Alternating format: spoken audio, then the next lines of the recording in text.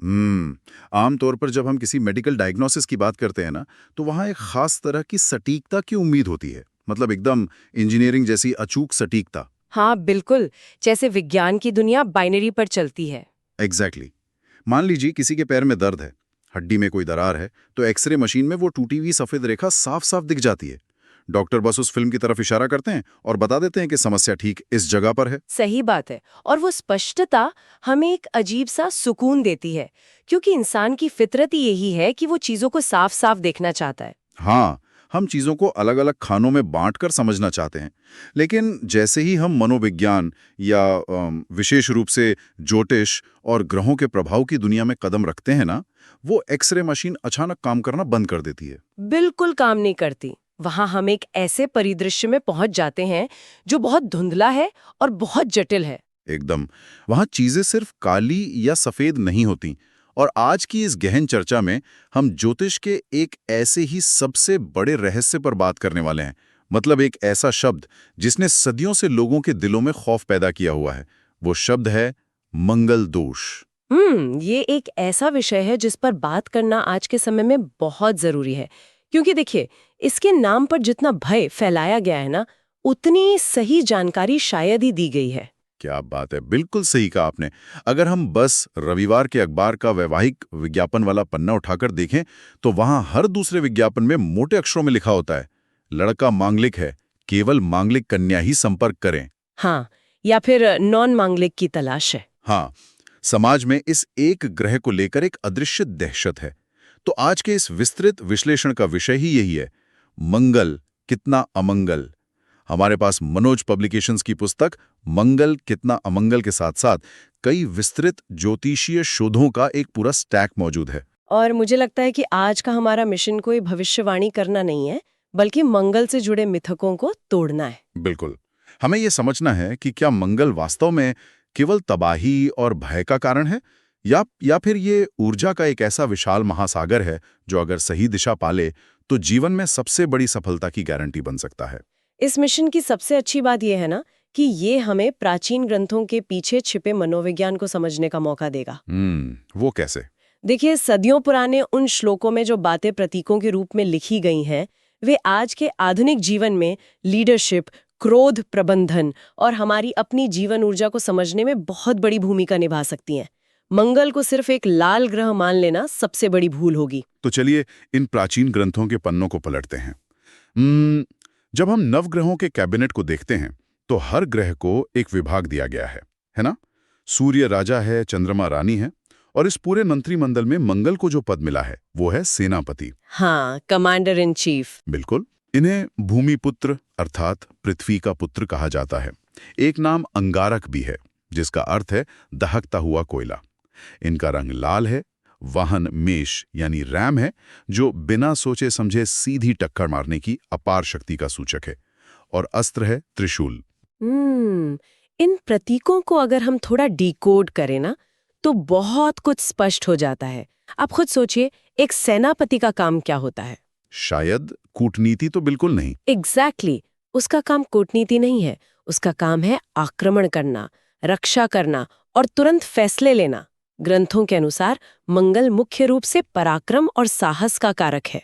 मतलब आधुनिक भाषा में कहें तो लीडरशिप। हाँ, यह नेतृत्व क्षमता का सबसे बड़ा स्रोत है। और अगर हम अपने शरीर के भीतर देखें तो यह रक्त और मज्जा यानी बोन मैरो का कारक है।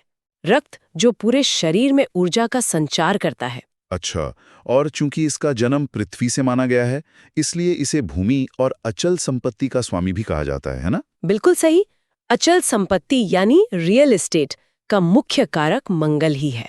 मुझे यहाँ एक बात खटक रही है।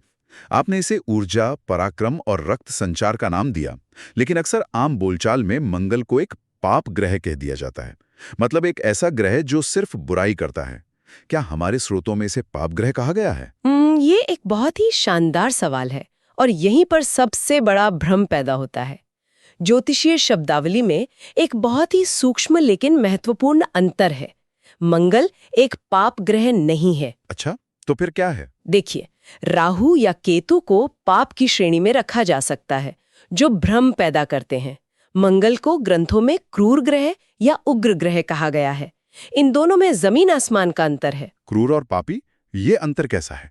इसे थोड़ा और स्पष्ट कीजिए। इसे ऐसे समझिए, एक हत्यारा जब चाकू चलाता है तो उसका उद्देश्य बुराई और विनाश होता है, वह पाप है। लेकिन एक सर्जन जब अपने हाथ में चाकू लेकर मरीज का पेट चीरता है तो देखने में वो भी बहुत क्रूर और हिंसक लगता है, वहां भी खून बहता है। लेकिन उसका उद्देश्य बुराई नहीं है। बिल्कुल, उसका उद्देश्य इलाज करना है। मंगल उस सर्जन की चाकू की तरह है। वो कठोर है, वो क्रूर फैसले ले सकता है, लेकिन वो भीतर से बुरा या पापी नहीं है। वो शुद्ध, अनियंत्रित और प्रचंड ऊर्जा है जो सिर्फ परिणाम चाहती है। अरे वाह, ये बहुत ही दिलचस्प नजरिया है। मतलब मंगल ऊर्जा का वो रूप है जिससे दिशा की जरूरत होती है। मैं इसे एक उदाहरण से समझता हूं। मान लीजिए मंगल एक फॉर्मूला 1 रेस कार का बेहद शक्तिशाली V8 इंजन है।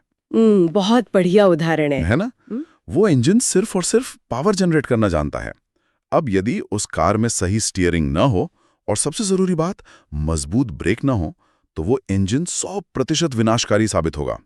वो कार को किसी दीवार से टकरा देगा। एकदम सही। लेकिन अगर उसी प्रचंड ऊर्जा को एक कुशल ड्राइवर, एक सही दिशा और बेहतरीन नियंत्रण मिल जाए, तो वही इंजन रेस में सबसे आगे ले जाकर जीत का ताज पहना देता है। तो पूरे परिवार के लिए भोजन पका सकती है, और अगर बेडरूम के पर्दों तक पहुंच जाए तो पूरे घर को जलाकर खाक कर सकती है। हाँ, सब कुछ इस बात पर निर्भर करता है कि वो ऊर्जा जन्म कुंडली के किस हिस्से में प्रवाहित हो रही है। और यहीं से हमारी चर्चा के उस हिस्से की शुरुआत होती है जिससे लोग सबसे ज्यादा खौफ खाते हैं, मांगलिक दोष का असली विज्ञान। अभी हमने जिस अनियंत्रित अग्नि की बात की, सोचिए कि क्या होता होगा जब वो प्रचंड आग इंसान के जीवन के सबसे कोमल और संवेदनशील हिस्सों में प्रवेश कर जाती है। हाँ, क्योंकि जीवन के हर हिस्से को तो आग की जरूरत नहीं होती ना। बिल्कुल नहीं। देखिए, जन्म कुंडली में 12 भाव या घर होते हैं जो जीवन के अलग अलग पहलुओं को दर्शाते हैं। प्राचीन ग्रंथों में एक श्लोक आता है, लग्ने व्यय च पाताले जामित्रे च अष्टमे कूजे। रुके, ये श्लोक तो बहुत भारी भरकम लग रहा है। मतलब एक आम इंसान जो संस्कृत नहीं जानता, उसके लिए इसे जरा आसान भाषा में तोड़कर समझाइए। हाँ, ऐसे सरल करते हैं। इस श्लोक का सीधा सा अर्थ ये है कि जब मंगल कुंडली के पहले, चौथे, 7वें, 8वें या 12वें भाव में बैठता है तो एक विशेष स्थिति बनती है जिसे भौम दोष या मांगलिक दोष कहा जाता है। तो ये कोई अंधविश्वास नहीं है? बिल्कुल नहीं, इसके पीछे पूरा एक मनोवैज्ञानिक और तार्किक ढांचा है। तो चलिए इन भावों के पीछे के तर्क को समझते हैं। सीधे सप्तम भाव यानी 7वें घर से शुरू करते हैं, क्योंकि शादी ब्याह के मामले में इसी घर को लेकर सबसे ज्यादा डर होता है। 7वें घर में मंगल होने पर क्या होता है? देखिए, 7वां भाव है विवाह का, पार्टनरशिप का और जीवन साथी का। शादी कोई युद्ध का मैदान तो है नहीं। शादी एक ऐसा रिश्ता है जो समझौते, कोमलता, समर्पण और पानी जैसी शीतलता मांगता है। सही बात है। अब सोचिए, इस पानी वाली जगह पर सेनापति मंगल अपनी धधकती हुई आग लेकर बैठ जाए तो क्या होगा? पानी भाप बनकर उड़ जाएगा। बिल्कुल, मंगल कोई समझौता नहीं जानता, वो उग्र है। इसलिए जब वो 7वें घर को प्रभावित करता है तो व्यक्ति या उसके जीवन साथी के स्वभाव में एक आक्रामकता आ जाती है। मतलब छोटी छोटी बातों पर ईगो क्लैश होने लगते हैं। हाँ, दोनों पक्ष हावी होना चाहते हैं। इसीलिए ये कहा जाता है कि अगर एक व्यक्ति का मंगल 7वें घर में है तो दूसरे व्यक्ति की कुंडली में भी ऐसी ही कोई उग्र ऊर्जा होनी चाहिए। अच्छा, इसीलिए मंगला मंगला मिलान की बात कही जाती है। एग्जैक्टली, ताकि दोनों की अग्नि एक दूसरे से टकराकर शांत हो जाए, एक संतुलन बन जाए। ऐसा ना हो कि एक की आग दूसरे की शांति को भस्म कर दे। ये तो बहुत ही तार्किक बात है। ये किसी भूत प्रेत का साया नहीं बल्कि एनर्जी मैचिंग का कॉन्सेप्ट है। अब आते हैं चतुर्थ भाव पर, यानी चौथे घर पर। हमारे स्रोत बताते हैं कि ये घर माता का है और सुख और शांति का है। जी, लेकिन यहाँ मुझे एक बहुत बड़ा विरोधाभास नजर आता है। आपने शुरुआत में कहा था कि मंगल भूमि पुत्र है, यानी मकान का कारक है। तो अगर मकान का कारक ग्रह सुख और घर वाले स्थान में बैठ जाए तो ये तो अच्छी बात होनी चाहिए ना? सुनने में तो ऐसा ही लगता है ना? व्यक्ति के पास तो बड़े बड़े बंगले होंगे, फिर इसे दोष क्यों माना गया? आपने बिल्कुल सही नस पकड़ी है। देखिए, मंगल चौथे भाव में बैठकर भौतिक संपदा यानी जमीन, मकान, ये सब भरपूर देता है। लेकिन हमें ये समझना होगा कि मकान और घर में बहुत बड़ा फर्क है। ईंट पत्थर की इमारत मकान है, लेकिन उसके भीतर का सुकून घर है। बिल्कुल। मंगल जब चौथे भाव में बैठता है तो वो संपत्ति तो बढ़ा देता है, लेकिन अपनी उग्रता के कारण घर की आंतरिक शांति को खा जाता है। वहां हमेशा एक कलह का माहौल रहता है, माता के स्वास्थ्य पर बुरा असर पड़ता है। अच्छा। इसके अलावा चौथा भाव हमारे हृदय और छाती का भी है। वहां मंगल की अग्नि एक बेचैनी पैदा करती है। भौतिक संपत्ति तो मिल गई, लेकिन उसे भोगने का जो सुकून है मंगल वो छीन लेता है। अरे बाप रे, मतलब महल तो मिल गया, लेकिन उस महल में नींद नहीं आ रही है।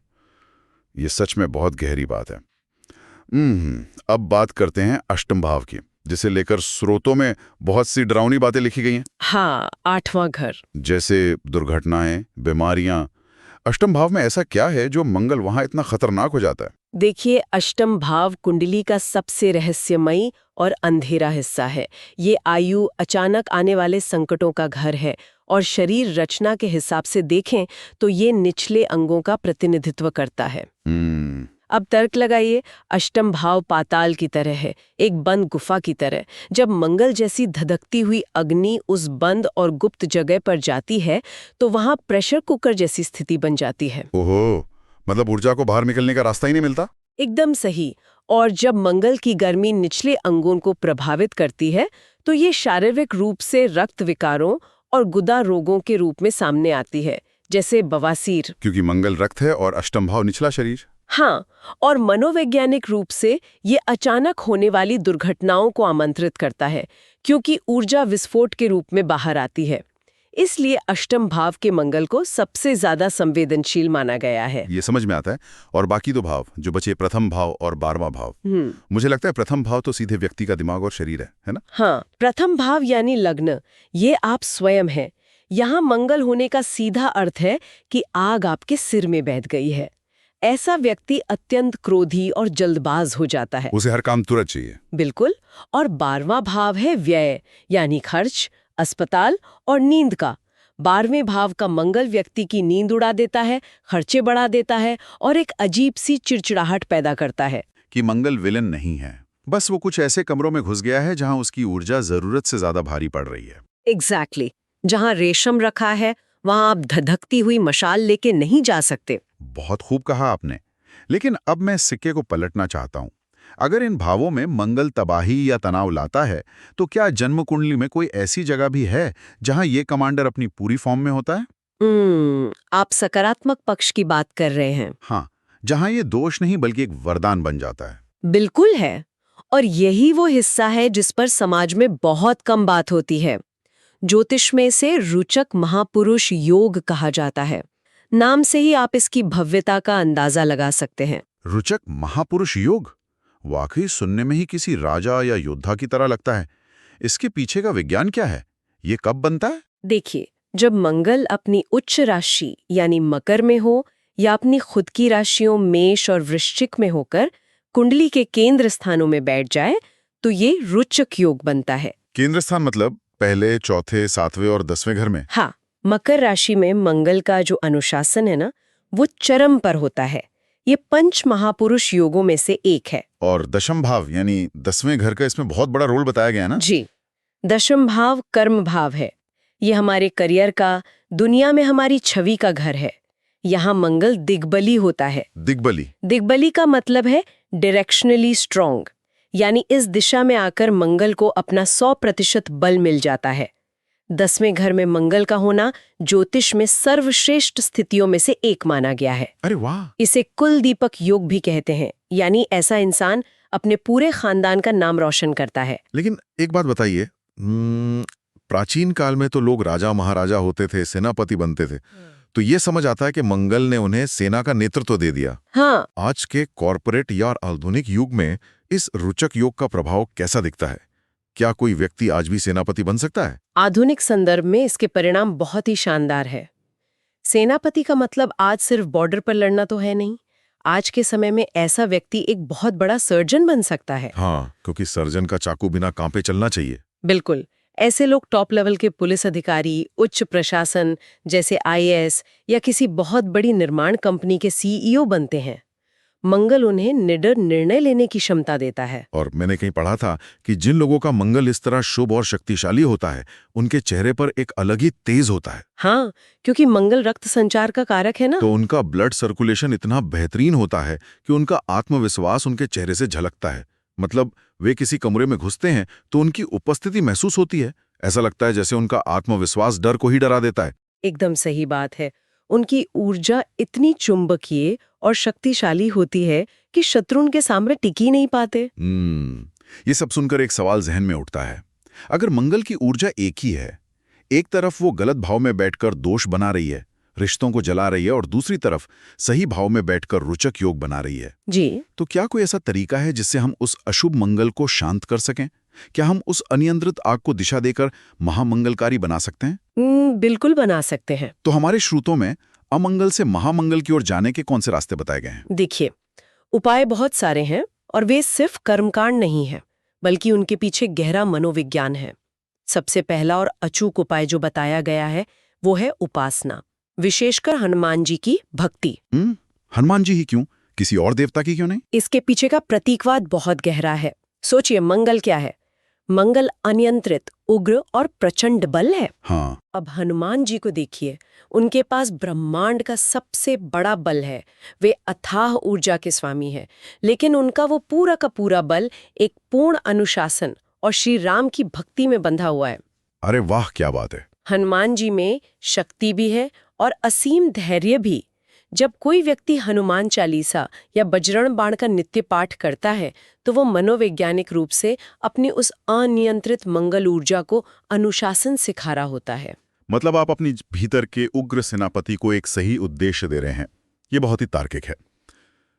स्रोतों में व्रत और दान की भी बात की गई है, उसका क्या विज्ञान है? मंगलवार का व्रत रखने की सलाह दी जाती है, जिसमें नमक का सेवन वर्जित होता है। नमक नहीं खाना? हाँ, नमक छोड़ने से शरीर का ब्लड प्रेशर और उग्रता भौतिक रूप से शांत होती है। इसके अलावा दान का विधान है। मंगलवार की दोपहर को लाल वस्तुएं, तांबा, मसूर की दाल और गुड़ का दान किसी युवा या ब्रह्मचारी को देना चाहिए। दान के लिए युवा या ब्रह्मचारी को ही क्यों चुना गया? क्योंकि मंगल स्वयं एक युवा और ऊर्जावान ग्रह है। जब आप अपनी कमाई का कुछ हिस्सा लाल वस्तुओं के रूप में दान करते हैं तो आप प्रतीकात्मक रूप से अपने भीतर की उस अत्यधिक गर्मी को प्रवाहित कर रहे होते हैं। आप मोह छोड़ना सीखते हैं, जो मंगल की जिद को कम करता है। बिल्कुल। लेकिन रत्नों को लेकर स्रोतों में एक बहुत बड़ी चेतावनी भी दी गई है। मतलब अक्सर लोग थोड़ा सा गुस्सा आने पर या कुछ गड़बड़ होने पर बाजार से लाल रंग का मूंगा खरीद कर पहन लेते हैं। ये सबसे बड़ी और खतरनाक गलती है। ऐसा क्यों? देखिए, रत्न चिकित्सा में मूंगा मंगल का रत्न है। ये शरीर में ऊर्जा, साहस और गर्मे बढ़ाता है। इसे मंगलवार की सुबह शुक्ल पक्ष में अनामिका उंगली में पहना जाता है। तो उसमें खराबी क्या है? खराबी ये है कि अगर आपकी कुंडली में मंगल पहले से ही हानिकारक स्थिति में है और आपने मूंगा पहन लिया तो आप उस विनाशकारी आग में घी डालने का काम कर रहे हैं। अरे बाप रे! हाँ, बिना योग्य विशेषज्ञ की सलाह के मूंगा धारण करना बहुत भारी पड़ सकता है। बिल्कुल, ये तो वही बात हो गई कि बुखार के मरीज को हीटर के सामने बिठा देना। एग्जैक्टली। इसके अलावा कुछ बहुत ही सरल और दैनिक जीवन के उपाय भी तो हैं, जैसे पारिवारिक रिश्तों को लेकर। हाँ, मंगल भ्रातृ कारक है, यानी भाइयों का कारक। जो व्यक्ति अपने सगे या चचेरे भाइयों के साथ हमेशा झगड़ाता रहता है, मुकदमेबाजी करता है, वो मंदिर में चाहे कितने भी पाठ कर ले, उसका मंगल कभी शुभ फल नहीं देगा। क्या बात है! भाइयों से प्रेम रखना मंगल को शांत करने का सबसे प्राकृतिक उपाय है। इसके अलावा बेजुबान जीवों की सेवा करना, जैसे कुत्तों को मीठी तंदूरी रोटियां खिलाना, भी मंगल की उग्रता को शांत करता है। तो अगर हम इन सभी उपायों को एक साथ रखकर देखें ना, तो ये बात समझ में आती है कि दान करना इंसान के मोह को कम कर रहा है, व्रत रखना उसके शरीर को अनुशासित कर रहा है, और भाइयों से प्रेम करना उसके सामाजिक व्यवहार को सुधार रहा है। एकदम सही। ये सारे उपाय वास्तव में उस फॉर्मूला 1 कार में ब्रेक लगाने और उसे एक बेहतरीन स्टीयरिंग देने के तरीके हैं। आप इसे बहुत खूबसूरती से समेट रहे हैं। ज्योतिषीय उपायों का मुख्य उद्देश्य इंसान की चेतना और उसके कर्मों को बदलना ही तो है। तो आज की इस विस्तृत यात्रा के बाद हम उस एक्सरे वाली बात पर वापस लौटते हैं जिससे हमने शुरुआत की थी। हाँ, निष्कर्ष यही है कि जीवन और ज्योतिष एक्सरे की तरह बाइनरी नहीं है।